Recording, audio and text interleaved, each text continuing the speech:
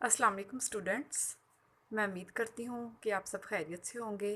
आज हम अपना चौथा लेक्चर स्टार्ट करने जा रहे हैं। चैप्टर नंबर 1, कौमी आमदनी। आज का हमारा टॉपिक है कौमी आमदनी की पैमाइश के तरीके। आप सबको मालूम है कि कौमी आमदनी की पैमाइश के 3 तरीके हैं। फर्स्ट वन इज़ पैदावार का मजमुआ, सेकंड वन इज़ आमदनियों का मजमुआ और थर्ड वन इज़ कुल खर्च का तरीका। जैसा कि आप जानते हैं कि पिछले लेक्चर में हमने कौमी आमदनी के मुख्तलिफ़ तसव्वुरात पढ़े थे। काफ़ी हद तक ये बातें वही हैं जो प्रीवियस लेक्चर में भी आपको रिपीट होती हुई दिख रही थी। एनीवेज़ आज हम इनकी पैमाइश करते हैं। तो सबसे पहले हम डिस्कस करेंगे कि पैदावार का मजमुआ, इस तरीके से हमने कौमी आमदनी की पैमाइश किस तरह से करनी है। Okay, let's start. पहला तरीका कौन सा है? पैदावार का मजमुआ। हमारे कल के लेक्चर में ये डिस्कशन रही थी कि पैदावार किसी भी चीज़ को जब हम मेजर करते हैं तो चूँकि हर चीज़ की मेजरमेंट यहाँ डिफरेंट है, लेकिन हमने कोशिश करनी है कि पैमाइश के लिए सब चीज़ों का पैमाना क्या होना चाहिए? एक होना चाहिए। अगर हम जनरल बात करते हैं ना, हर चीज़ की पैमाइश डिफरेंट तरीके से होती है। कोई चीज़ लीटर्स में मेजर होती है, कोई किलोग्राम्स में होती है, कोई मीटर्स में होती है, कोई किलोमीटर्स में। लेकिन जब आपने अपनी माशियत को या अपनी अपनी इकोनॉमी को मेजर करना है तो उसके लिए आपने पैमाना एक ही रखना है। तो वो कौन सा रखेंगे? हर एक चीज़ की, जो भी आपकी इकोनॉमी के अंदर एक एक चीज़ पैदा हो रही है, आप उसकी क्या लेंगे? ज़रिए कीमत, यानी पैसे की सूरत में, कि ज़राअत से आपकी कितनी आमदनी हासिल हुई।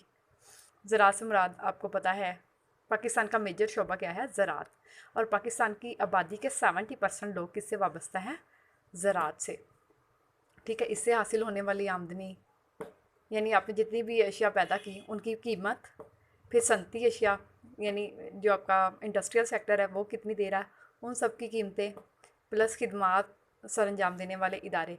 अब खिदमात में 2 कैटेगरीज़ होती हैं। कल भी हमने ये बात डिस्कस की थी। या तो खिदमात में आपके आ जाते हैं टीचर्स का क्लास को पढ़ाना, वकील का अदालत में दलाइल देना, डॉक्टर का पेशेंट को चेक करना। ये सब किस कैटेगरी में आती है? खिदमात। और इसके पैरेलल खिदमात के इदारे और भी हैं, जैसे कि बैंक्स हो गई, इंश्योरेंस कंपनीज़ हो गई, वापडा, ये सब, रेलवे, ये सब भी क्या करते हैं? खिदमात की ही कैटेगरी में आते हैं। अब जब आपने कौमी आमदनी की पैमाइश करनी है तो एक चीज़ का ख़ास ख्याल रखना है कि आपने पहले तो इन सब की ज़रिए कीमत लेनी है। दूसरा ये है कि कोशिश करें, बहुत सारी अक्सर ऐसा होता है कि आप डबल टाइम चीज़ों को काउंट कर लेते हैं। इसमें कुछ एहतियातें हैं, वो मैं आपको बताती हूँ। नंबर 1, दोहरी गिनती का ख़तरा। नंबर 2, तफरीही तबे की खातिर। नंबर 3, बिला मुआवजा खिदमात। Number 4, बिलवास्ता tax. अब मैं आपको बताऊँगी कि जब आपने पैदावार के मजमूआ इस कैटेगरी से जाएंगे कौमी आमदनी की पैमाइश के लिए, तो आपने किन बातों को जहन में रखना है ताकि आपकी काउंटिंग एक तो डबल ना हो और कौमी आमदनी की पैमाइश एक्यूरेटली हो सके। दोहरी गिनती का ख़तरा कैसे हो सकता है कि आपके पास एक चीज़ जब तैयार होके आती है वो मुख्तलिफ़ मराहिल में से गुज़रती है। आप क्या करें, या तो सिर्फ अजाफ़ी उसमें जो अखराजात आते हैं उसको ऐड करते जाएं, या फिर सिर्फ उसकी फ़ाइनली जब वो चीज़ तैयार होके आपके पास आए, या उसकी वो वाली मालियत आप ले लें। नहीं तो इस तरह आपकी डबल काउंटिंग हो जाएगी। अगर आप जैसे लकड़ी से फ़र्नीचर बनाते हैं, सबसे पहले आपने लकड़ी किसी भी दरख्त से ली। अब लकड़ी की मालियत कितनी थी? 5 रुपये, लेट्स सपोज़। फिर उसके बाद जब उस लकड़ी को एक रिफ़ाइन फॉर्म में आप लाए, उसके यानी तख्ते या इस तरह की कोई चीज़ बनाई, तो उसके ऊपर अज़ाफ़ी कितने पैसे लगे? 10। तो आपके टोटल कितने हो गए? 15।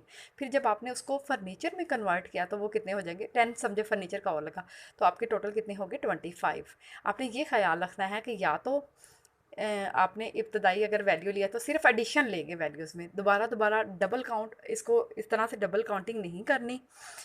या फिर उसकी इख्तितामी सूरत में आप उसकी वैल्यू को मेजर करें, या सिर्फ अज़ाफ़ी मालियत जो आ रही है वो लेंगे। इस तरह से आपकी डबल काउंटिंग का ख़तरा क्या हो जाएगा? ख़त्म हो जाएगा। दूसरा क्या है? तफरी तबे की खातिर, यानी जो काम आप अपनी इंटरटेनमेंट के लिए करते हैं उससे हासिल होने वाली आमदनी आपकी कौमी आमदनी में शुमार नहीं होती। आपको घर में बागबानी का शौक़ है, उससे डेफ़िनेटली वो जो आमदनी जो आप अपने शौक़ के लिए काम करते हैं उससे हासिल होने वाली आमदनी आपकी कौमी आमदनी में शुमार नहीं की जा सकती। और तीसरा क्या है, बिला मुआवजा खिदमात, जो आप खिदमात अपने तौर पे करते हैं या अपने घर वालों के लिए करते हैं, उससे भी डेफिनेटली आपकी इनकम तो जनरेट होती नहीं। आपने गाड़ी, आप लेट्स सपोज आपके पास गाड़ी है, आपने उसको ज़ाती इस्तेमाल किया, वो आपको इनकम नहीं देगी। लेकिन अगर आपने उसी गाड़ी को रेंट आउट कर दिया तो वो आपको क्या देगी, इनकम देगी, तो वो कौमी आमदनी में शुमार हो जाएगी। इसी तरह अगर घर की बात करें, अगर आप एक घर में खुद रह रहे हैं तो वो आपको इनकम जनरेट करके नहीं देगा। लेकिन अगर आप उसी घर को रेंट आउट कर देते हैं तो उससे आपकी इनकम जनरेट होने लग जाएगी। कहने का मकसद ये है कि बिला मुआवजा खिदमात से मुराद ये है कि आपकी जो ज़ाती इस्तेमाल की अशिया हैं उनसे आमदनी नहीं जनरेट होती, इसीलिए वो कौमी आमदनी में भी नहीं आएगी। बिलवास्ता टैक्स, बिलवास्ता टैक्स के बारे में हमने कल भी बहुत डिटेल से डिस्कस किया था कि बिलवास्ता टैक्स को कौमी आमदनी में से निकाल देना चाहिए। बिलवास्ता टैक्स कौन से होते हैं जो कि आपको अशिया की कीमतों में ही आपको शामिल करके बताए जाते हैं। मैं थोड़ा सा कल भी आपसे डिस्कस किया था कि बिलवास्ता टैक्स और बराह रास्त टैक्स दो मेजर कैटेगरीज थी। बराह रास्त टैक्स नंबर 2, बिलवास्ता टैक्स। ठीक है, बराह रास्त टैक्स कहाँ लगते हैं, आपकी इनकम पे। और बिलवास्ता टैक्स कहाँ पे लगते हैं, जो आप रोज़मर्रा की ग्रॉसरी करते हैं उसके ऊपर भी आप टैक्स पे करते हैं। इस बात को ज़रूर ऑब्ज़र्व कीजिएगा, कोई भी चीज़ उठा के देख लें, प्राइस प्लस जीएसटी या जनरल सेल टैक्स इस तरह से मेंशन होगा तो आपको पता चल जाएगा। जब आपने कौमी आमदनी की पैमाइश करनी है तो टैक्सेस को निकाल दें, क्योंकि वो ऑलरेडी आपकी शामिल हो चुकी होती है हर चीज़ की वैल्यू कौमी आमदनी में। इस तरह करेंगे तो आपकी चीज़ डबल डबल टाइम काउंट होती रहेगी। पैदावार के मजमूए के लिहाज से आपको समझ आ गया। कल जो लेक्चर मैंने आपको दिया था उसमें आप लेक्चर नंबर 3 के नाम से आपको वो यूट्यूब पे मिल भी जाएगा। वहाँ पे आप देख लेंगे कि ज़राअत में मैंने कौन कौन सी कैटेगरीज़ को लिया है। सनत में थोड़ा डिटेल से मैंने इन चीज़ों को डिस्क्राइब कर दिया था कल आपके लिए। ठीक है, ये तो हमारा पहला तरीका ख़त्म होता है, यानी कौमी आमदनी की पैमाइश के 3 तरीके में से पहला पढ़ लिया। दूसरा क्या है, आमदनियों का मजमुआ। तीसरा कुल खर्च का तरीका। लेकिन एक बात मैं आपको बता देती हूँ कि जब आप इन तीनों तरीक़ों से कौमी आमदनी मैयर करेंगे तो एंड में जवाब एक जैसा ही होना चाहिए। अगर वो एक जैसा नहीं आ रहा, इट मीन्स आपकी कहीं ना कहीं कोई ना कहीं गलती है। पैदावार के मजमूए के हिसाब से बात ख़त्म होगी। अब मैं डिस्कस करूँगी कि आमदनियों का मजमुआ, ये दूसरा तरीका है। इसमें हमने, जैसा कि आप सबको मालूम है कि 4 आमिलीन पैदाइश हैं। कौन कौन से हैं? ज़मीन, मेहनत, सरमाया और तंजीम। ज़मीन का क्या होता है? लगान। मेहनत की, चलो मैं लिख भी देती हूँ यहाँ पे, ज़मीन, मेहनत, सरमाया, तंजीम। यानी कि 4 क्या हैं आपके आमलीन पैदाइश हैं।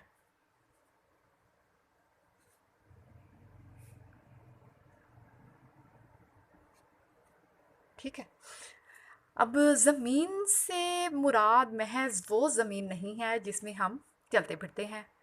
जब हम इकोनॉमिक्स के पॉइंट ऑफ व्यू से देखते हैं तो ज़मीन से मुराद हर वो कुदरती ज़रिया है जो अल्लाह ताला ने हमें गिफ्ट किया है, जैसे सूरज की रोशनी, हवा, पानी और जो ज़मीन के अंदर नेचुरल मादनियात, ये सब किस कैटेगरी में आते हैं? ज़मीन। यानी ज़मीन की उजरत को इकोनॉमिक्स में क्या कहेंगे? ज़मीन का जो भी रिटर्न मिलेगा, मुआवजा, उसको आप लगान कहेंगे। उजरतें दूसरा, ये किसका है? मेहनत का मुआवजा, उजरतें। अब मेहनत की जब हम बात करते हैं तो मेहनत को भी हम 2 कैटेगरीज़ में डिवाइड करते हैं। एक होता है ज़हनी मुशक्क़त और एक जिस्मानी मुशक्क़त। इन दोनों में मेजर डिफरेंस यही है, मेरा आपको लेक्चर देना ज़हनी मुशक्क़त है, ये जिस्मानी मुशक्क़त की कैटेगरी में नहीं आता। अगर हम कोई मज़दूर की बात कर लें, कोई जो इस तरह के हार्ड टास्क करते हैं, तो उनकी ज़हनी नहीं, उनकी जिस्मानी मुशक्क़त बहुत ज़्यादा होती है। यानी मेहनत में हमने दोनों तरह की कैटेगरीज़ को शामिल करना है और दोनों के मुआवज़ों को शामिल करना है। सरमाया क्या होता है?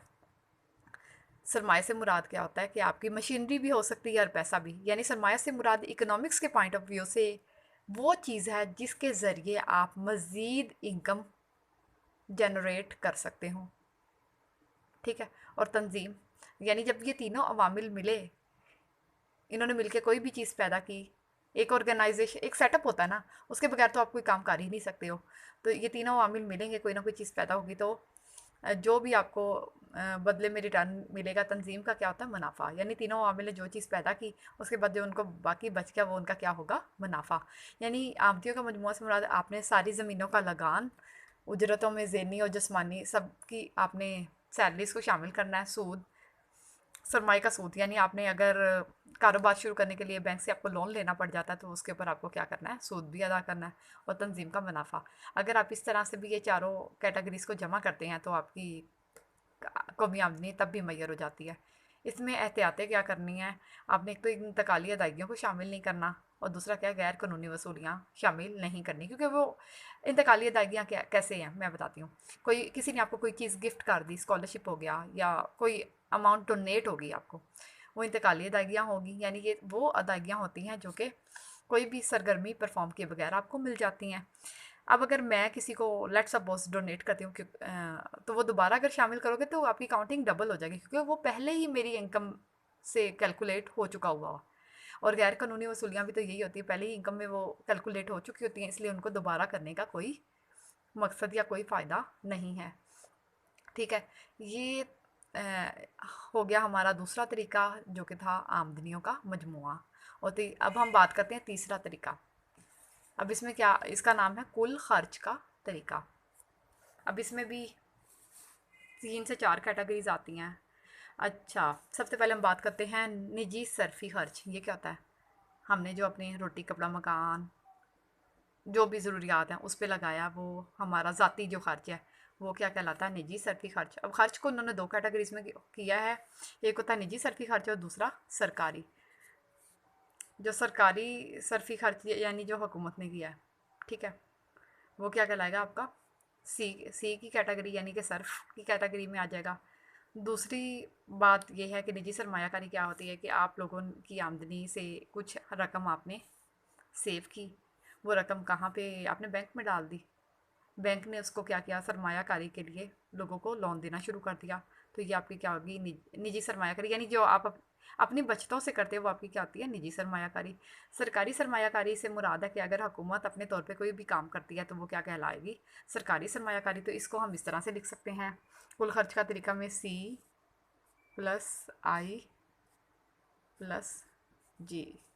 ये क्या है, निजी सरफी खर्च और सरकारी सरफी खर्च दोनों इस कैटेगरी में आते हैं, ये दोनों पॉइंट। और निजी सरमायाकारी ये है, और ये क्या है, सरकारी सरमायाकारी। ठीक है, या गवर्नमेंट ने जो भी खर्च किया है, उसने फ्लाईओवर बना दिए, ब्रिजेस बना दिए, ये हुकूमत की सरमायाकारी और उसके अखराजात में ही आता है। इन तीनों तरीक़ों को जब हम इस्तेमाल करेंगे कौमी आमदनी की पैमाइश के लिए, चूँकि ये आपका भी बहुत इब्तदाई लेवल है, अभी तो मेरा नहीं ख्याल कि आपसे कोई मैथमेटिकल टास्क इस हवाले से लिया जाए, लेकिन थोड़ा सा ये कॉन्सेप्ट आपको बताना चाहूँगी। जब आपको कोई वैल्यू दी जाए, आपको सबकी वैल्यूज़ दे दी जाएँ, आप जब तीनों तरीक़ों से मैयर करें तो आंसर सेम आना चाहिए। अगर आपका आंसर सेम नहीं आ रहा तो इट मीन्स आप कहीं ना कहीं कोई मिस्टेक कर रहे हैं। मैं उम्मीद करती हूँ कि आपको ये लेक्चर समझ आ गया होगा। अगर कोई कन्फ्यूजन हो तो काइंडली आप मुझे कमेंट करें, मुझसे पूछ सकते हैं बिला झिझक। ओके बच्चों, टेक केयर, अल्लाह हाफिज़।